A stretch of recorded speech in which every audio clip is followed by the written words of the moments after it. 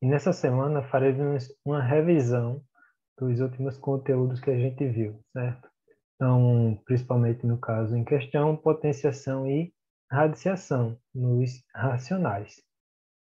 Então, eu deixo logo do início alguns exemplos antes das questões. Potenciação de números racionais, temos aqui menos 9 meios elevado ao quadrado. Então, só lembrando que o expoente apenas indica quantas vezes eu devo multiplicar minha base por ela mesma. Então, no caso, duas, então, multiplicação de frações, o de cima com o de cima, o denominador com o denominador. Então, 9 vezes 9, 81, 2 vezes 2, 4. E o joguinho de sinal, menos com menos dá mais. E temos um segundo exemplo aqui, menos 3 quartos elevado ao cubo. Então, fica essa sequência de multiplicações de mesma base. Ou seja, menos 3 quartos vezes menos 3 quartos vezes menos 3 quartos. 3 vezes 3, 9, vezes 3, 27. 4 vezes 4, 16, vezes 4, 64. E temos o sinal, fazendo o joguinho de sinal, menos com menos dá mais, e mais com menos dá menos. Então, a fração fica negativa. Então, a primeira questão é exatamente isso. Deixo letra A, B, C e D para vocês resolverem, certo? Essas quatro potenciações de números racionais.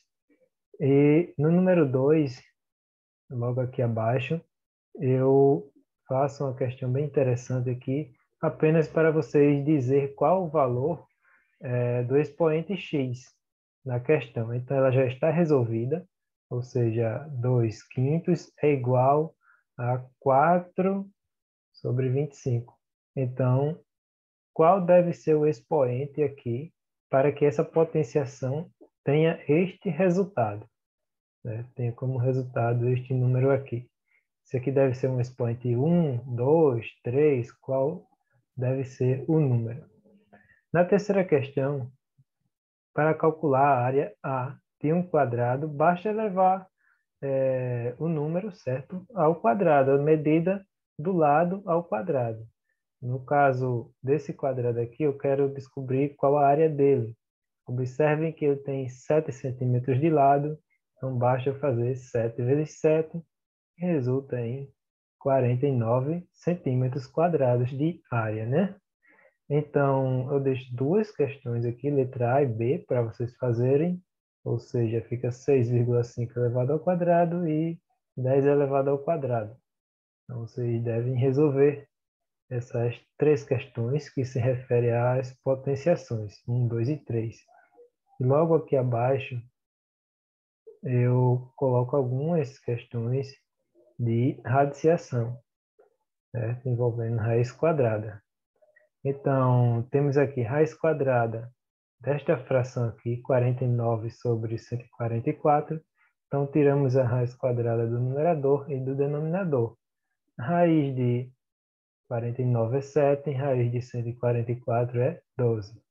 Observem que esta raiz quadrada, diferentemente desta aqui, temos o sinal de negativo aqui fora.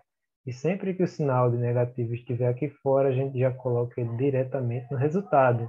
Então, aí a gente vai ter como resultado uma fração negativa.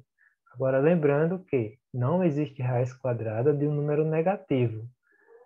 Neste caso, apenas diria que não existiria se o sinal de menos estivesse dentro do radical. Como ele está fora, vocês já é de conhecimento, deve colocar no resultado final. Então, ficou menos 7 sobre 12. Temos uma expressão aqui, uma expressão numérica, raiz de 625 menos raiz de 144. Então, a raiz quadrada de 625 é 25 menos a raiz de 144, que é 12. Então, 25 menos 12 resulta em 13. Lembrando que a gente sempre deve, nas expressões numéricas, resolver tudo que tem potenciação e radiciação, depois multiplicação e divisão, e por último é que nós fazemos as adições e subtrações.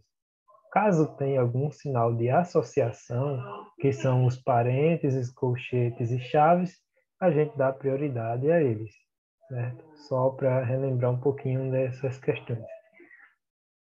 Então, no número 4, obtenha a raiz quadrada dos números a seguir, apenas para vocês calcularem a raiz quadrada, certo?